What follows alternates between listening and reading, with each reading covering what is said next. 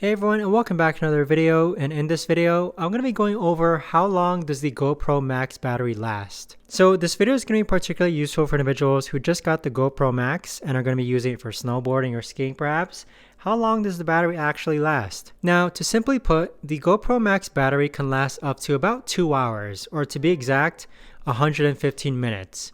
Now, this depends on the video mode that you're actually filming in. So if you're filming in really high quality video, it's not going to last as long versus other types of video that you film. So to give you an idea, like if you film at 5.6K at 30 FPS, you're going to get it around like 70 minutes of film time. But if you film at 1080 at 60 FPS, you'll get around 100 minutes of film time.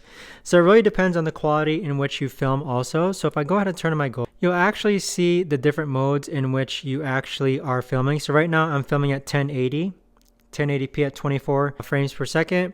This will give me the most battery time. So as you can see, there's also even like a 2-hour left window that you see on the screen. But with the battery life, it really depends again on which mode you actually are filming in. But let me know if you guys have any questions. Thanks so much for watching, and I'll see you guys all in the next video.